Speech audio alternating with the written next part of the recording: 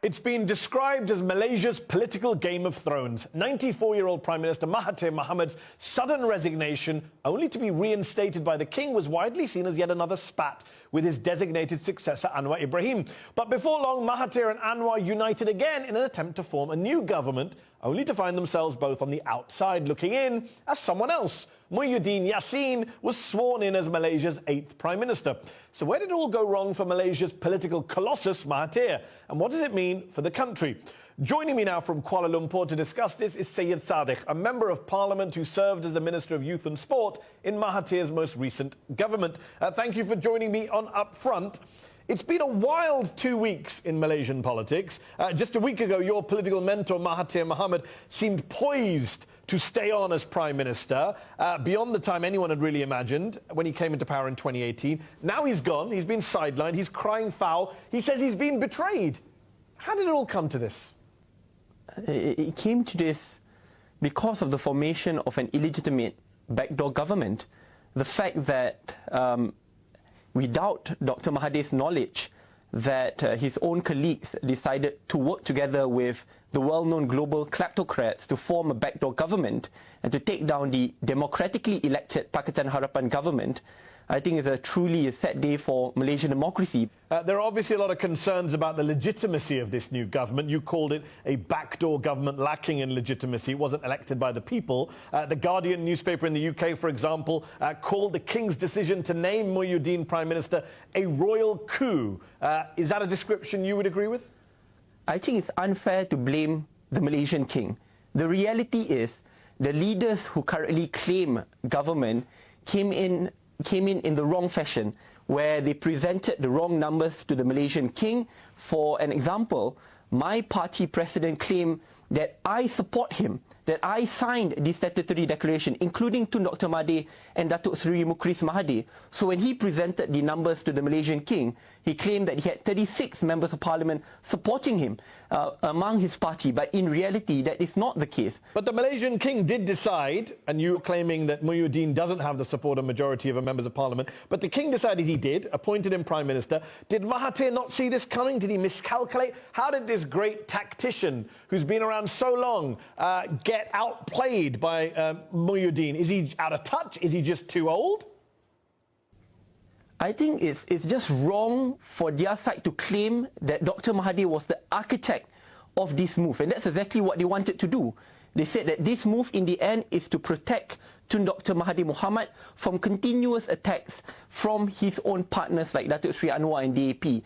But in reality, Dr. Mahathir rejects this form of government because he wants to work with the leaders which he worked with, which won the last election, not to suddenly open the doors of government to the global kleptocrats to come in. And you say that Mahathir wants to work with the leaders who he worked with in the last election and the people who came in. Isn't the problem there that, yes, he's kept his promise not to ally with UMNO, who you call global kleptocrats, the party tainted by corruption and lost power in 2018. He may have kept that pledge not to work with them, but he also failed to keep another pledge, which was he was going to hand over power to Anwar Ibrahim. That was the promise he was made. That was what Anwar Ibrahim believed, and he didn't do it. Had he stuck to that promise, maybe you wouldn't be in the situation you are today, so divided and all over the place. He has. And the fact is that in the last discussion at the Pakatan Harapan Presidential Council, including Datuk Seri Anwar Ibrahim and Tun Dr. Mahathir was there, I'm a part of the Presidential Council, there was an agreement to give room for Dr. Mahathir to govern, and then when the right time comes to hand over power to Datuk Seri Anwar. An agreement was after APEC. But hold on, you say that when the right time came, he would have handed over. When was that right time? Because once he became Prime Minister in 2018, he said 1 or 2 years. Then it became, quote, 2 or 3 years. Then not beyond 3 years. Then not until after the APEC summit. He kept just kicking the can down the road, didn't he? He's been very consistent. No, he hasn't been consistent. He's been very consistent. He said all 1 to 2 years. Even then he before said 2 to 3 years. Agreement. That's not consistent. That is not consistent. He said 1 or 2 years. Then he said 2 or 3 years. That, by definition, is not consistent. Every decision is decided democratically together among all party heads in the Presidential Council of Pakatan Harapan. And the agreement which we had last Friday, last 2 Fridays, is for Dr. Mahathir to govern and to leave after APEC and hand it over to Datuk Seri Anwar. And we agreed as a consensus. Unfortunately, this consensus was not listened to, and in the end, that there are other parties out there who are unwilling and unhappy, and as a consequence, subvert Malaysian democracy. You say Malaysian democracy has been subverted because a coalition government was formed in a back room without an election. But wasn't Mahathir about to do the same thing last week himself? He was going to form a new coalition that would have maybe sidelined Anwar Ibrahim, and that wouldn't have been a coalition that was picked by the people. Absolutely not. If Tun Dr. Mahathir really was power crazy, he could have simply just remained as the Prime Minister, and for there to be a change in coalition with him still heading the Prime Ministership. That was exactly what this new coalition wanted. Instead, he stepped down, his moral conscience is clean, and he still fought to ensure that the democratically elected government will stay in power because of the people. But he's not retiring, and you say he's not power crazy. How would you describe a 94-year-old who is still in office and has been Prime Minister since before you were born?